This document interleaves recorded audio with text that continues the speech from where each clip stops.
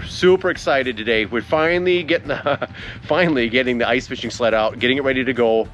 We have almost enough ice, maybe even enough ice to get a four-wheeler on the lakes, but we won't know that until this weekend. It's been really warm. A lot of lakes opened up, but they're freezing up again. So hopefully this will be the time to get it out.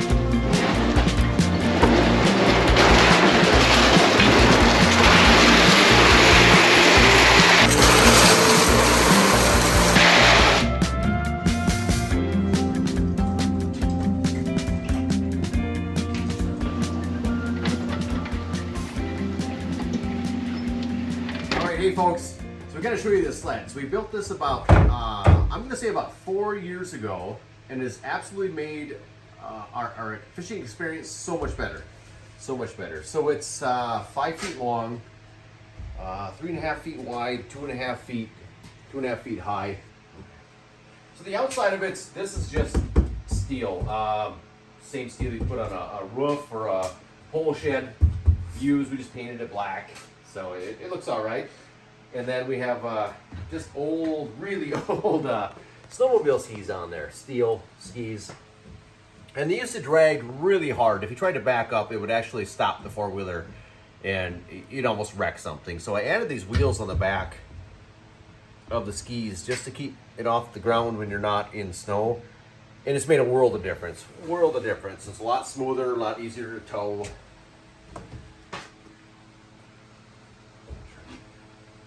But the inside is probably the best part. So we made these doors that they fold down.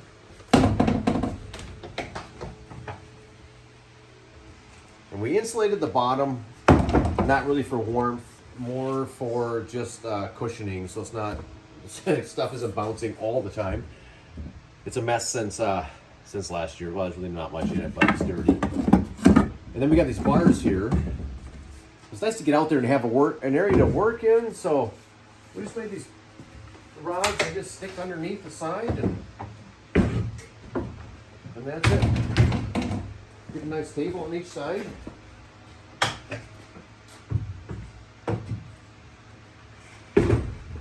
Pretty simple, but works really well. You can put all your tip-ups on there. You can put your food. We've done...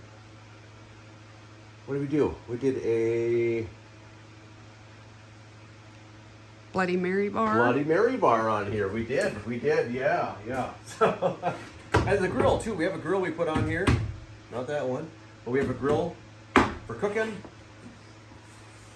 And again, it's just nice to lay everything out when you're out fishing. We're out there sometimes 3 or 4 days at a time. And it's nice to have a place to work and not on the ground in the snowbank. So. Why do we need the big sled? Why do we need the big sled? But to haul all of our crap. Now, we need the big sled so we're comfortable when we're camping. Ice camping. So we're sleeping on cots. We have The big tent. the big tent, which is a big clam, about 8 feet by 16 feet insulated tent. Chairs. Chairs. Yeah, the tent goes on top. That does not fit in here. We have the rod holders. This actually works pretty well. I was surprised. Bring a lot of fishing rods.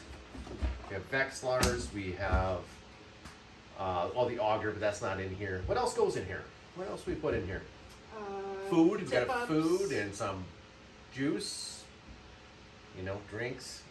Adult beverages. Adult beverages. They seem to follow along sometimes. Yeah. Yeah. Find a lost one in here once in a while. Heaters. Electronics. Minnows. Of course, you got to have the chubs with. Yeah. Yeah. It's full. It's filled Blankets, up. pillows. Blankets. Yeah. Yep. Right. Clothes bag. There's lots and lots of gear. So Yeah. this gets filled right up. Yeah, and we do it so we're comfortable. And we're usually out, when we go out ice camping, we're out for at least 2 days. So we make sure we pack heavy for that. And bring a backup heater, because one heater sometimes isn't enough, or it breaks and you can almost freeze to death. We almost died the first time we went ice camping, yeah. We almost froze to death. Well, and it was a You're okay. snowstorm, and we couldn't leave Yep. because we had to cross a swamp to get there. And that's a good point about why we have this sled, because we cross swamps, we go through trails, that sort of thing, where you're not going to walk. You can't walk to get there. And with all the gear, there's no way you're gonna pull it all. We try to go to lakes that are harder to get to for a few different reasons. Because of pressure, fishing pressure. A lot of the lakes around us get fished pretty heavy. So we like to find the lakes that don't get fished very heavy. The fish are bigger. There's a lot more of them. And we like to be by ourselves. Yeah, it's nice to go on lake and there's nobody else around. Yeah. So that's like. And we've gotten our largest fish that way. Yeah. Yeah. So. We've got walleye on lakes that people don't think there's walleye in them. Yeah. Am I doing that? We won't tell you which. Yeah, right. those You catch a lot of fish if you spend 4 days on that same lake. Yeah. Well, Yeah. and Lee sleeps when we ice camp. I can't sleep. Yeah. I know there's fish down there, Yeah. So I don't sleep. I sleep pretty well. I'm good. I'm I good. fish all night. So by the time we're done ice camping, I am so tired. Right, right. Yeah, I'm good. I'm good. All right, so anyway, we got space for rods. We got places for electronics.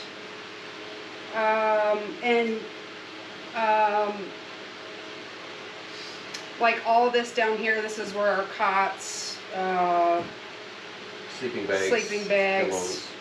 All the other gear goes down here. So you can even shove stuff underneath this shelf. We have a backup hand auger just in case our other auger takes a crap on us. But yeah, so And the tent goes on top. yep, so once the doors are closed, Tent goes on top. Chairs go on top, typically. we'll show how we do that, how we strap everything to the top. Yeah, it'll be a lot better once we actually go on a trip here, where everything goes. The plan here too is the LP tanks typically were inside. They take a lot of space, and we want to put a little bit of a framework here, a plate, and a few bungee cords. Just about all it would take, or a couple straps. But to be able to put 2 of these tanks on the hitch, because when you go fishing, 1 tank is not enough. It's not enough. Not for a couple days. We've been out there when it's pretty cold. And then as far as the wheeler goes, well, we got to put what? We got to put chains on the back tires. That makes a huge difference. This is new to this 4-wheeler, right? Yes. So we don't really have any plans for that. Maybe a gloves, hat, something like that. I don't know. That could be our extra Simple stuff in there. Yeah, Yeah. extra socks and And then we have these, what are those called even? Black bore. it's a black bore mounting Yeah, so the auger's mounted in there. We have the clam drill plate. drill plate with a, can you see the DeWalt? Just a DeWalt drill, and then the K-drill. K-drill auger. This is like, you can't beat that. That's the best thing you could buy. And then we got a spot here too. We can put an ice chisel or whatever in for checking the ice real quick when we're going out there. And other than that, the wheeler's pretty much stock.